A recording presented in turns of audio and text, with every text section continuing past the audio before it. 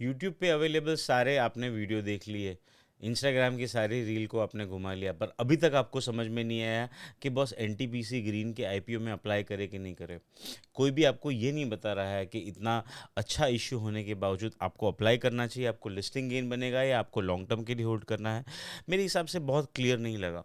मैं बहुत ही क्लियर आपको बताऊंगा एक्शनेबल कि आपको अप्लाई करना चाहिए, और अप्लाई करना चाहिए तो लिस्टिंग गेन के लिए या लॉन्ग टर्म के लिए।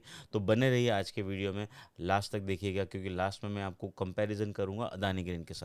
10,000 करोड़ का fresh issue, revenue growth of 48%, growth in PAT 90%, growth in EBIT 40। अब आईपीओ की डिटेल्स के बारे में देख लेते हैं। 19 नवंबर को खुला है, 10 रुपये पर शेयर का फेस वैल्यू है, 102 से 108 के बीच की प्राइस रेंज है, 138 शेयर का लॉट है। ठीक है, टोटल पैसा रेस कर रहे हैं वो 10,000 करोड़ के आसपास का, और हायर प्राइस बैंड पे 93,000 करोड़ का मार्केट कैप बनना चाहिए, जो मुझे मोटा मोटी समझ में आ रहा है। देखिए, टाइमलाइन मुझे लगता है कि वो सब आपको चीज़ें पता है, तो मैंने स्क्रीन पे शेयर कर दिया, आप इसको देख सकते हो। अब बात करते हैं कोटा के बारे में। देखिए, डिटेल आपको स्क्रीन पे दिख रहा होगा।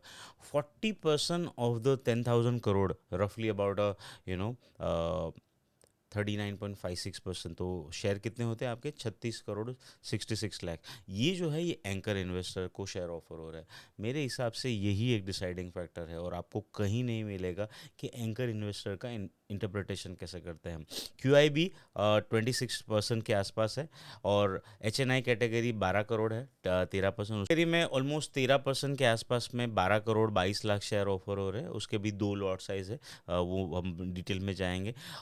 डिटेल, अब जो सबसे इंपॉर्टेंट चीज़ आती है वो है रिटेल। टोटल 5,90,445 एप्लीकेशन ही एक्सेप्ट होने वाली है। ठीक है, अब इसमें टोटल नंबर ऑफ शेयर जो ऑफर होने वाले हैं वो 8 करोड़ 14 लाख के आसपास है, विच इज़ 8.8% ऑफ ओवरऑल। तो अगर आप रिटेल में अप्लाई कर रहे हो, तो आपको अपना चांसेस कैसे बढ़ाना है? बहुत सिंपल है। आपके फैमिली में जितने भी मेंबर हैं, आपको उसके नाम पे अप्लाई कर देना है। उनके नाम पे आप अप्लाई करोगे तो बेसिकली आपके चांसेस ऑफ अलॉटमेंट बढ़ जाते हैं, क्योंकि ओवरऑल इशू का 8.8% रिटेल को ऑफर हो रहा है, that is about 5,90,000 application only. तो मुझे लगता है रिटेल में चांसेस जो है वो रिलेटिवली कम होने चाहिए, दैट इज़ माय अंडरस्टैंडिंग। तो आपको नंबर ऑफ एप्लीकेशन बढ़ानी पड़ेगी। बात करते हैं, कंपनी ने एक शेयर होल्डर कोटा दिया है, तो कट ऑफ लाइन है इसकी 11 तारीख के आसपास। तो 11 एज ऑन क्लोजिंग, अगर आपके पास एनटीपीसी का एक शेयर भी था, तो एटलीस्ट आप दो एप्लीकेशन कर सकते हो फ्रॉम अ सिंगल पैन, एक शेयर होल्डर कोटा और दूसरा रिटेल। तो आपके चांसेस बढ़ जाते हैं। 11 को था और उसके बाद बेच दिया, फ़र्क नहीं पड़ता, 11 के दिन था आपको, ठीक है। लेकिन 11 के बाद लिया है तो आप शेयर होल्डर कोटा में एलिजिबल नहीं होते हो। तो you can apply under two quota if you are having, if you had, और इफ़ यू आर हैविंग है तो कोई बात ही नहीं है, if you had on 11th, तब तक मेरे हिसाब से आप एलिजिबल बन जाते हो share holder quota plus retail quota. तो आपको दोनों अप्लाई करना चाहिए, सिंगल पैन कार्ड मिल रहा है। और 2.1%, मतलब करीबन 1 करोड़ 94 लाख शेयर के आसपास जो है वो एम्प्लॉय कोटा रखा हुआ है, और बाकी के जो ऑफर शेयर है वो सब मिला के 92 करोड़ 68 लाख 24 हज़ार शेयर का इशू है टोटल। देखिए, कोटा की बात करें तो एंकर इन्वेस्टर बुक ही डिसाइड करेगी कि कंपनी आगे कैसा कर सकती है। अगर एंकर में, मतलब मैं लिस्टिंग की बात कर रहा हूँ, देखिए अगर एंकर में दिग्गज नाम आते हैं, एंकर इन्वेस्टर्स में अगर ऐसे लिस्ट आते हैं जो मुझे लगता है कि मार्केट को कॉन्फिडेंस देगी, तब तो लिस्टिंग के बाद भी ये शेयर चलेगा। और कुछ फाइनेंशियल्स और बाकी सारी चीज़ों को हम स्टडी करेंगे। तो अब बात करते हैं कि कंपनी करती क्या है। कंपनी ग्रीन रिन्यूएबल्स में, मतलब सोलर और विंड एनर्जीज के प्रोजेक्ट करते हैं।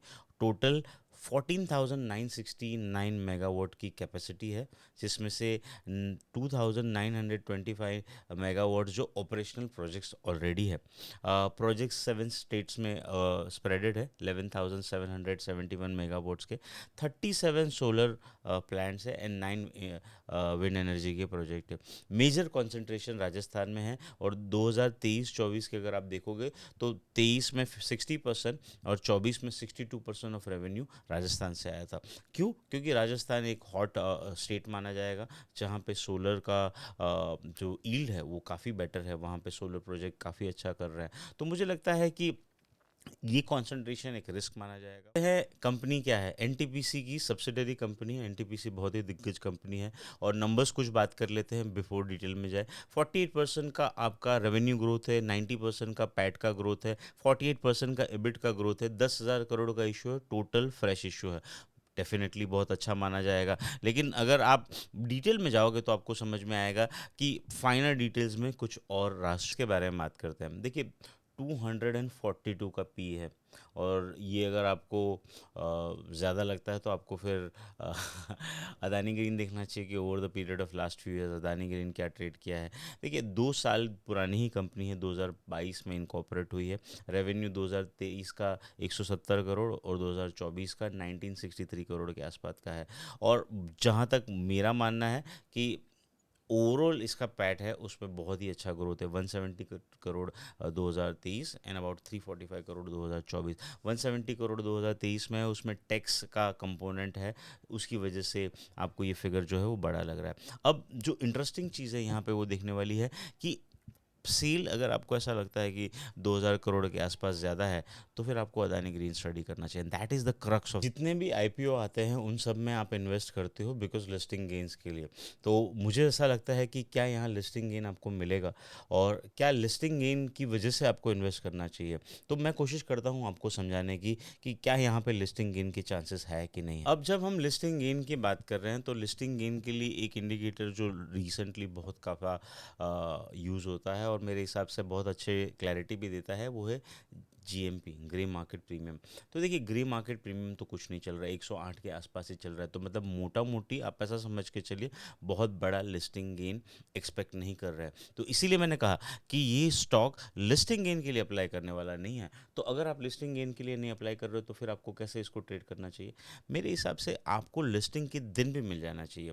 दूसरी चीज़ 22 तारीख को 5 बजे के बाद जब कट ऑफ हो जाएगा और आपको अगले दिन या शाम तक एंकर इन्वेस्टर्स की लिस्ट मिलेगी, उसमें क्या नाम आते हैं वो डिसाइड करेंगे कि आपको ओपनिंग पे लेना है या आपको वेट करना है। देखिए मेरा एक स्टडी है कि 70% ऑफ द आईपीओ अपने इशू प्राइस के नीचे at some point of time मिलते ही मिलते हैं। तो आईपीओ अनलेस एंड अनटिल आपको बहुत बड़ा लिस्टिंग गेन एक्सपेक्टेड नहीं हो तो नहीं करना। को वीडियो में काफ़ी बार कहा कि कुछ ऐसा कंपैरिजन करेंगे जो आपको कहीं नहीं मिला है। तो स्क्रीन पे आपको दिखना शुरू हो गया होगा अदानी ग्रीन का वाई ऑन वाई सेल्स। अब देखिए ऐसा ही कुछ हुआ था अदानी ग्रीन का। अदानी ग्रीन का 2017 का सेल 502 करोड़, 2018 का सेल 1480 करोड़, 2019 का सेल रफली अबाउट 2100 करोड़ के आसपास।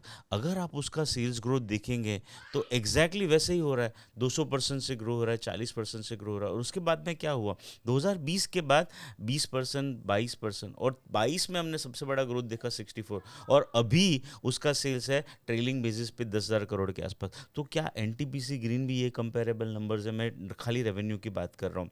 अगर प्राइवेट प्लेयर 2018 से लेके 2024 तक ऑलमोस्ट 6 साल के इंटरवल में अपना सेल अगर 5x कर सकता है, 5x 7x कर सकता है, तो दैट मीन्स एनटीपीसी ग्रीन का सेल जो आपको दिख रहा है वो भी पॉसिबिलिटी है, पूरे पूरे चांसेस के 4x to 5x हो सकता है। And that is why market is giving a heavier valuation to both Adani green and NTPC. 1400 crore से 10,000 करोड़ का जर्नी 6 साल में अदानी ग्रीन अगर कर सकता है तो क्या एनटीपीसी भी कर सकता है। नाउ सिमिलर पीरियड में उसने ऑपरेटिंग मार्जिन 57% वाले 76 कर दिए थे। तो जो लॉसेस थे उसके 138 करोड़ के, वो 1700 करोड़ के प्रॉफिट हो गए। What does that mean? क्या एनटीपीसी एग्जीक्यूट करेगा 10,000 करोड़, 8,000 करोड़ के आसपास, और अगर ऑपरेटिंग मार्जिन इसी तरह से मेंटेन करता है तो क्या एनटीपीसी एक मल्टी बैगर इन मेकिंग है?